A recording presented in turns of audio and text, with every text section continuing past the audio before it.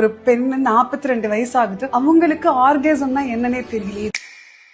ஒரு பேஷண்ட் என்ன ரொம்ப பாதிக்கக்கூடிய பயங்கர ஒரு ஷாக்கிங்கான விஷயம் சொன்னாங்க. உங்களுக்கு உங்களுடைய பீக் எப்படி இருக்கும், உங்க ஆர்காசம்ஸ் எப்படி இருக்கும் போது அவங்க ஒரு நிமிஷம் யோசிச்சாங்க. புரியாத மாதிரியே இருந்தாங்க. என்ன ஏன் இப்படி ஒரு நம்ம பேசுறது தப்பா பேசிட்டோமோ, எதுவும் ரொம்ப பெரிய இந்த மாதிரி விஷயங்கள் அவங்க பேசக்கூடாதுன்னு நினைக்கிறாங்களோ அப்படின்னு நான் ஒரு நிமிஷம் ஹெசிடேட் பண்ணேன். அப்பதான் எனக்கு தெரிஞ்சது அவங்களுக்கு ஆர்காசம்னா என்னன்னே தெரியல. எனக்கு எப்படி அதை ரியாக்ட் பண்றதுனே தெரியல. ஒரு பெண்ணு 42 வயசு ஆகுது, அவங்களுக்கு ஆர்காசம்னா என்னன்னே தெரியல, இது என்னடா, அதை கொஞ்சம் டீடைல்டா பேசி என்னன்னு கேட்கும் போது அவங்களுக்கு பதிலே இல்ல. ஒரு 5 நிமிஷம் அப்படியே அமைதியா உட்கார்ந்துருக்காங்க. கண்ணீரா கொட்டுது. அவங்களோட சேர்ந்து எனக்கும் கண்ணீர் கொட்டுது. ஏன்னா இந்த 42 வருஷத்துல, இந்த கல்யாணம் இந்த 18 வருஷத்துல அவங்களுக்கு ஆர்காசம் ஒண்ணு இருக்குங்கிறதே தெரியல. I started talking to her. It's been an year. ரொம்ப அவங்களுக்கு அந்த ஷாக்ல இருந்து வெளியில வரதுக்கே அவங்களுக்கு இவ்வளவு நாள் ஆச்சு. ஹஸ்பண்டோட மனசு விட்டு பேசுறது அதெல்லாம் பண்ண ஆரம்பிச்சிருக்காங்க. சோ இங்க 2 விஷயம். ஒண்ணு, இவங்க அதை வாழ்க்கையில அனுபவிக்கல அப்படிங்கிறது. இன்னொன்னு, அந்த ஹஸ்பண்ட் வேற எங்கேயோ அதெல்லாம் அனுபவிச்சுட்டு இங்க அது தேவையே இல்லைன்னு அவரா எடுத்த ஒரு முடிவு. அது எனக்கு அது ஒரு பாடமா இருக்கு.